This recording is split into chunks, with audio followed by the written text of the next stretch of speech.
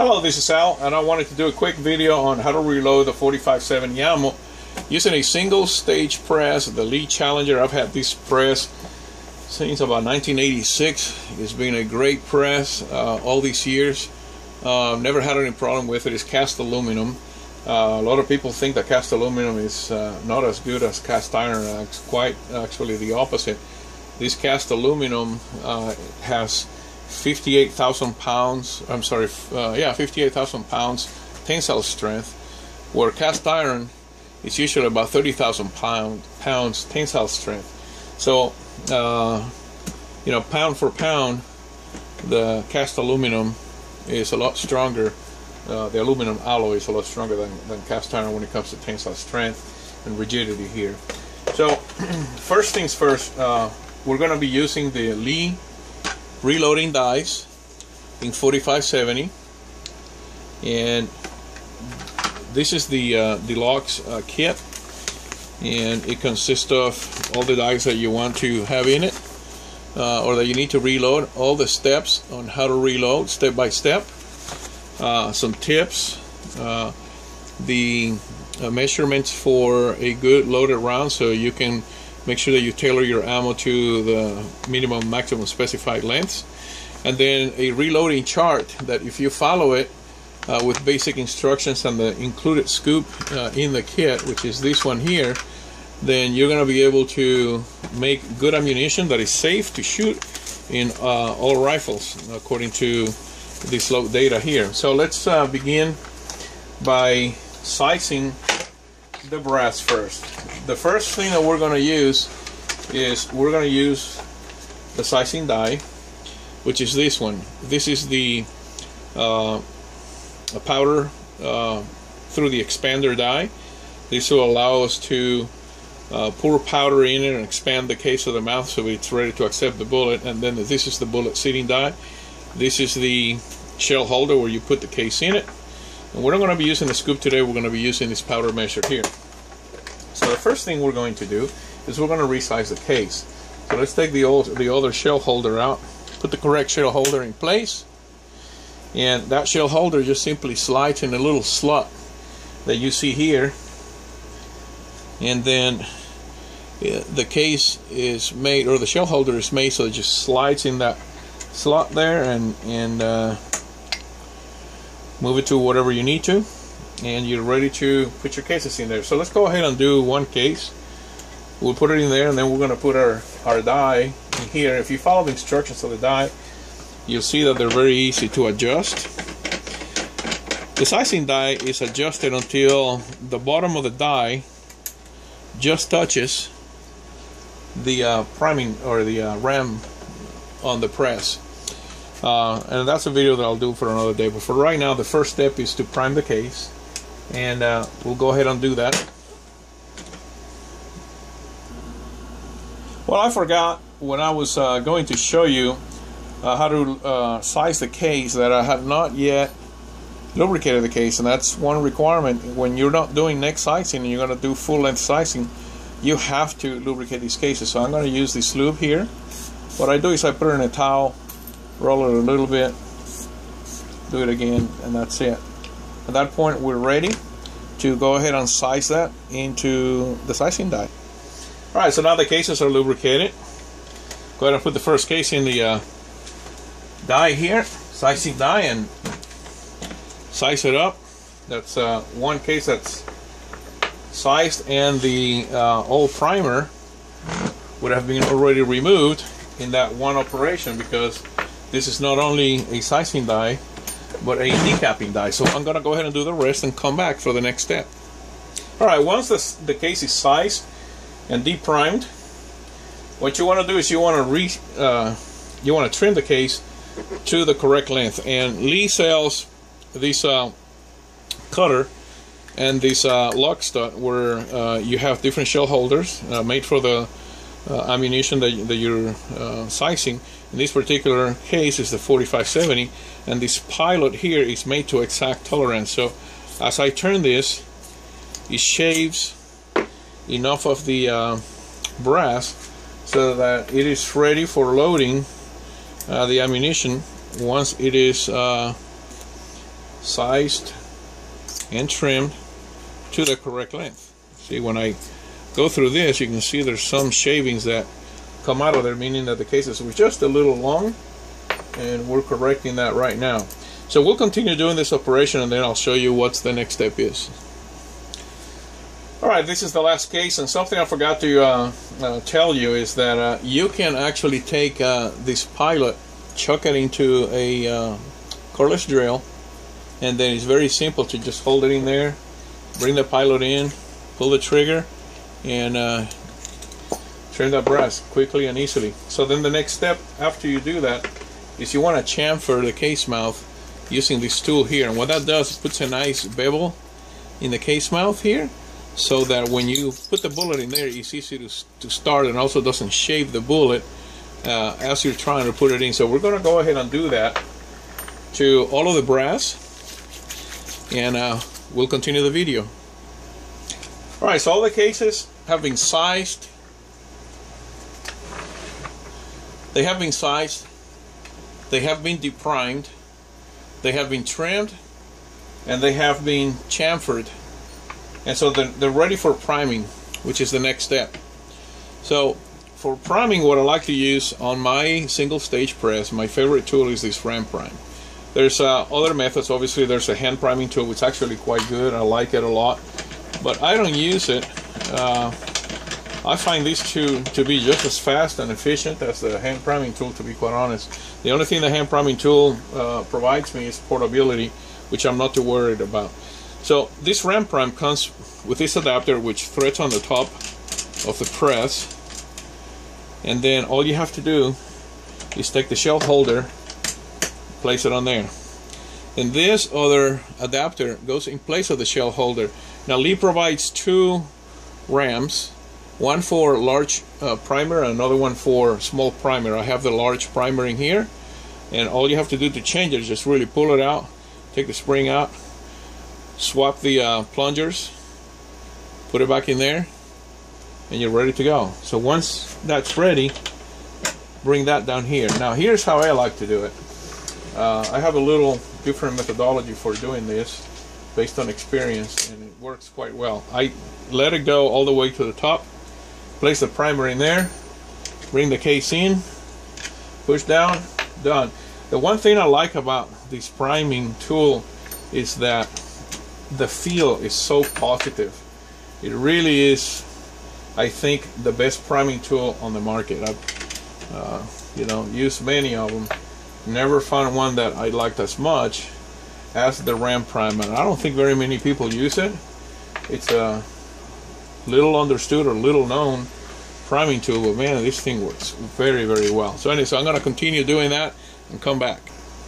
Alright, all the cases have been primed. So now it's just as easy to just remove that priming punch, move the shell holder back, take your adapter from the top, and then put it away, nice and neat, in each case. Put the cap on it, and you're ready. Now we're going to load the case with powder. So we're going to use this other die here, which is the powder through the expanding die. And what happens is you're going to take your case, put it in here, run it all the way to the top after you adjust, and what that's going to do is going to flare the case mouth. It's going to make it a little larger than the bullet that you're going to put in it, so that it makes the bullet easy to go in. And if I've done my job right, the bullet should just start just like that. See, it's held in place, it doesn't fall out, and that's just enough so that when I put it in the bullet seating die, it doesn't shave lead out of the bullet, and that makes it easier for loading. So there's several ways of adding powder here, and I'm going to show you probably all of them. Now the kit, as I told you, comes with a powder scoop. If I were to follow the instructions in the included instructions that have loading data, for example, for a 300 weight bullet, which is what I'm using, I would be using 300 grains of H4895, and the dipper number that I would be using is number 4. but I'm using a 3.1.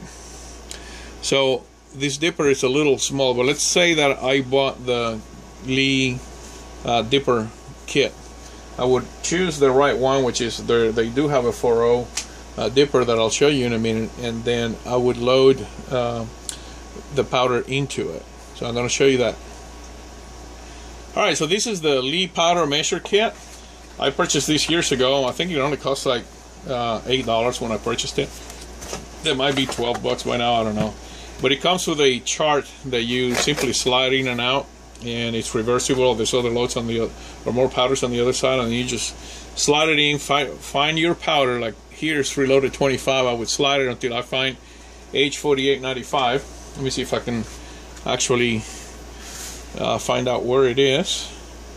It's towards the end. So there's 4895 powder, and there is a 4.0 scoop that drops exactly, let's see,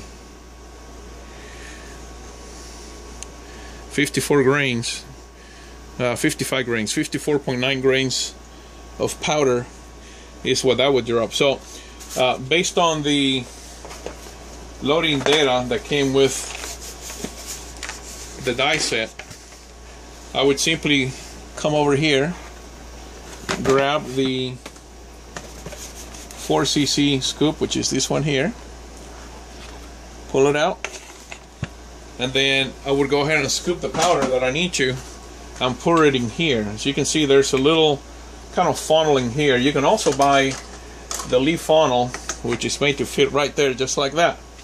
So let's say that I wanted to use a scoop, right? And this is a good load to try here. I would just do this. There's all my powder in that load, and I now have powder inside the case. Now the other method of doing it is to come over here, size the case, or build the case mouth, and use this tool here,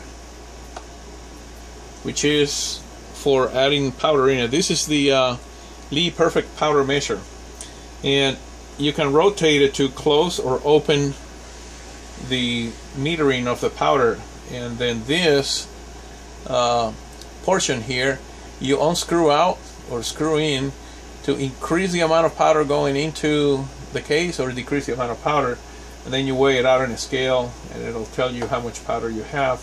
You continue adjusting that, but as I do it, you can kind of see that there's powder in here.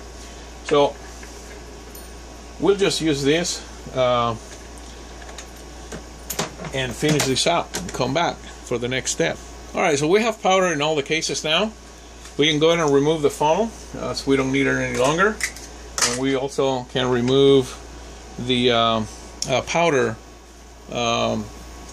die here. Let me show you something else. So this is another powder measure that Lee makes, and I like that one quite a bit. It's called the double disc powder measure. This here is the perfect powder measure, and then you have also the scoops that I showed you earlier that are right here, right? And you can get a kit that has a whole bunch of those.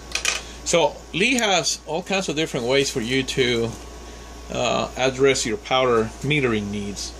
The double disc tool that I just showed you over here threads itself down here, so you don't need this. Just pull that out, threads itself in here. When you push the case up into that die, what happens is there's a I don't know, there's like a plunger in there that actuates the disc measure, and it actually dumps the powder at the same time that it flares the case mouth. So in one operation, or one pull of the handle, you're flaring the case mouth, you're dropping the powder in, pull the round out, bring the next one up. Very, very intelligent design. I love Lee's products because their value is outstanding for your investment. So now that this is done here, we'll pull the powder die out, and we're going to put the bullet sitting die in its place now. And this is the bullet sitting die. Put it in there, Make sure you seat it all the way down. Then we'll take the first case, put it in there, put your bullet in, and then push it all the way up to the top. And I'll do a different video on how to adjust this. There's two adjustments. One is the adjustment on the depth of the bullet. The other one is an adjustment on the crimp of the case to the bullet. And I have those both adjusted to my liking. You should be able to see a slight bevel at the end of the case where it meets the bullet, and that is a crimp onto the lead itself. You don't want to over crimp it because then it'll deform the bullet, and you're not going to get good accuracy. So the second one, we'll put it in here, and we'll put the bullet in its place, kind of keep it straight, hold it all the way to until it starts going into the die. Push the ram all the way down, and you have another fully loaded round, and that's it. So very easy to do. All kinds of different ways to address the powder metering. Really makes it easy to trim the dies or trim the cases to the right length, to chamfer them out. You can attach that stuff to a drill, and for example, you can trim the case. And as soon as you get done trimming the case, you can grab the chamfer tool, put it in there, and hit the drill again, and then take that round out or the case out and put another one, and you do that in a sequence like that. I'll do another video later on how to use the lead turret press to do the same thing but faster. So anyways, that's it. I'm going to finish reloading the rest of the rounds. But in essence, that's it. That's really what you get or to load 4570 with a Lee Challenger. Very good press, been around for years and years. I had this one, gosh, 30 years now. Any tales that you read on the internet about the quality of Lee's products is complete fallacy. I've used nothing but Lee products for years. I started actually with a RCBS partner press, and you know, it did the trick for 3 to 4 years, and I chucked it out because it didn't have no mechanical advantage, not sufficient to load you know, straight wall cases like the 44 and things like that. This is a true loading press that'll give you years and years of service, and you can probably, you know, will it to your kids and your grandkids, and this thing will last you several lifetimes. So anyways, that's it. Hope you enjoyed the video. Thanks for watching. God bless and take care.